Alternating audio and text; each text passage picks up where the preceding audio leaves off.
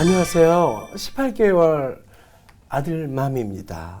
자기 맘에 안 들면 주변 사물을 때리거나 바닥을 때려가며 악을 쓰며 우는데 단호하게 안 돼! 나쁜 거야! 이렇게 엄마가 속상해! 라고 얘기해 주지만 제가 하고 있는 훈육이 제대로 된 방법인지도 사실 잘 모르겠어요. 도와주세요. 아이가 어떤 욕구가 있을 때 그거를 저는 다른 데로 돌리는 걸 많이 한 것 같아요. 제가 안 된다고 이제 지우가 뭘 하는데 엄마 이걸 하는데 이게 잘 안 돼 뭐 막 이러면 지우야 짜증내지 마. 아이스크림 먹을래? 뭐 젤리 먹을래? 이러면서 아이가 좋아하는 걸로 그냥 제가 그 짜증을 받아주기가 힘드니까 상황을 그냥 보면 그냥 하신 저도 거군요. 그냥 네. 상황을 회피한 거죠. 회피. 네. 그 아이가 네. 예를 들어서 뭔가를 이제 제재를 당했는데 그러면 그거랑 비슷한 수준의 예를 들어 놀이를 제재당했다면 놀이로 욕구를 이제 대안책을 줘야 되는데 먹는 걸로 준다는 건 전혀 네. 다른 거죠. 가장 손쉬운 것들.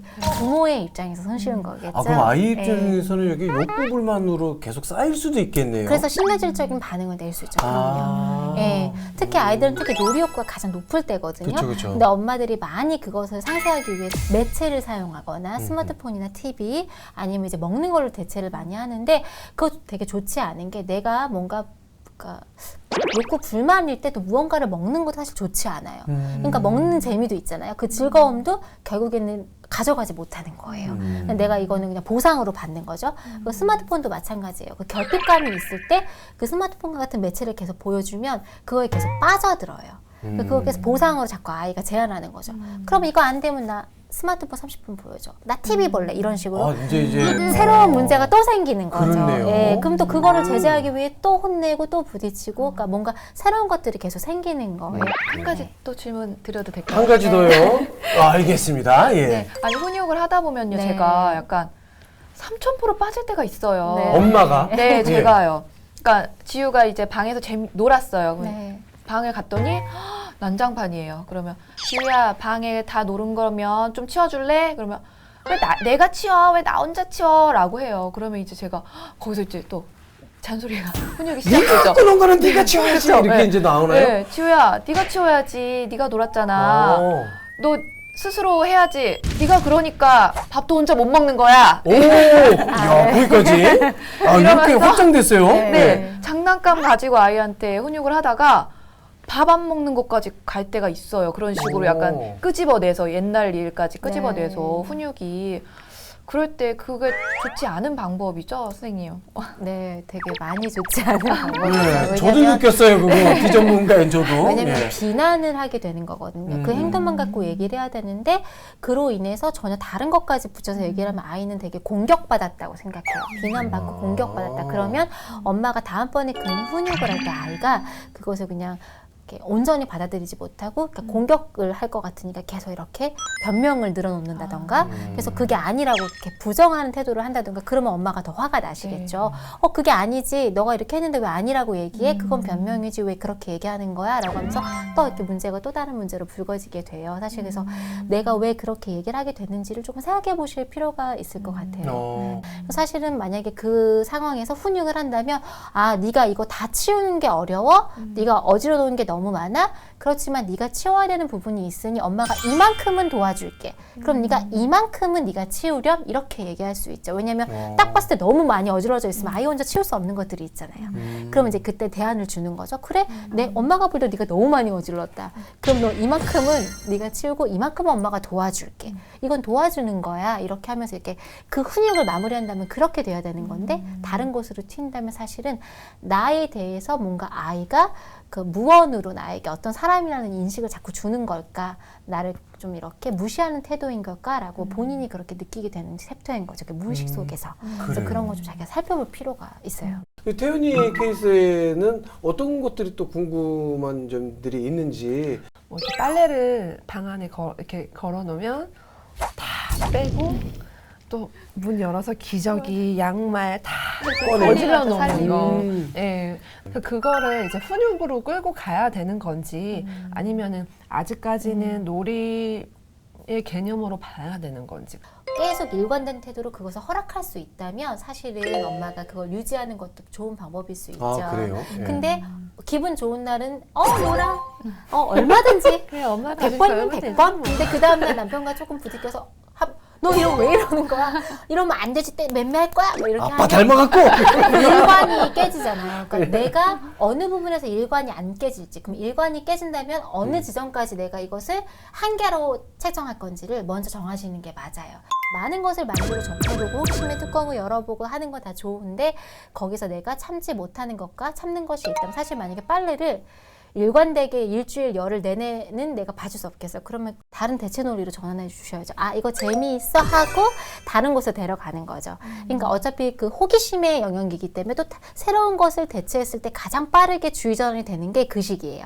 왜냐면 또 다른 건 또 새로운 놀이잖아요. 그러니까 이거 말고 이거 해볼까? 이렇게 하면서 주의전을 바로 시키시는 거죠. 근데 또 다시 아이가 다시 돌아간다면 사실 그게 좀 어려운 일이지만 그래도 주의전환을 시키는 방법으로 가시는 게 가장 좋아요. 네네. 왜냐면 훈육이 잘 먹히지 않은 시기이기도 해요. 왜냐면 언어가 잘 되지 않고 엄마의 사인을 잘 읽지 못할 수 있어요. 그리고 만약에 그때 그 개월수에 사인을 주신다고 한다면 엄격한 태도는 사실 뭐 무서운 표정, 큰 목소리가 아니고 단호한 말투, 그리고 일관된 태도예요. 아, 일관된 게 참 그렇죠. 중요한 것 같아요. 네, 우리 엄마가 힘들어, 근데. 그것을 네. 일관되게 사인을 주면 아이는 분명히 그걸 알아듣거든요. 음. 근데 이렇게 왔다 갔다 하면 아이가 되게 혼란감만 가질 뿐이고 엄마한테 화가 나요. 이게 또 사람이 또 귀가 또 이만해서 주변 사람들 얘기하면 내가 잘하고 있는 건가 옳은 건가 이런 고민들 다 한 번씩은 하실 거 아니에요, 그죠? 네, 그렇죠.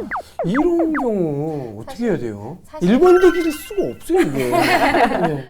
사실은 마음을 굳건히 하시라고 제가 많이 말씀드리는 게 많은 엄마들이 본인의 방식이 되게 옳다고 주변 어머님들한테 계속 얘기하시고 그런 정보가 되게 많이 널려 있어요. 그렇지만 예를 들어서 다른 사람은 그게 뭐 참아질 수 있는 부분이 용서가 될 수 있는 부분인데 내가 그렇지 않다면 그 억지로 참고 있다가 터트리는 게 사실 더 위험하거든요. 또 여기서 사실 일관에서 가장 중요한 건 그 무엇보다 남편과, 그러니까 아빠와 엄마의 훈육이 일관되어 있어야 돼요. 아. 특히 5세 이후라면 우리가 여기서 한번 우리 집만의 양육 규칙을 정해봐야겠다, 여보. 이렇게 해서 우리가 이런 뭐 TV 문제는 여기까지는 우리가 서로에게 뭐 익스큐즈 해주고 이렇게 이해하지만 이 이상은 안 돼. 이렇게 해서 공통된 가이드를 가지고 계신 게 가장 중요해요. 자, 이쯤에서 지금 오늘 사연 주신 엄마는 18개월 된 아이예요. 우리 태연이하고 같은 18개월인데 이렇게 이제 태연이도 가끔 이제 화가 나면 하고 이렇게 엄마를 째려보고 이렇게 뭘 탁탁 치기도 하고 그럴 나이인데 요게 이제 조금 지나서 를 넘어서 엄마를 때리는 경우도 저는 종종 봤어요.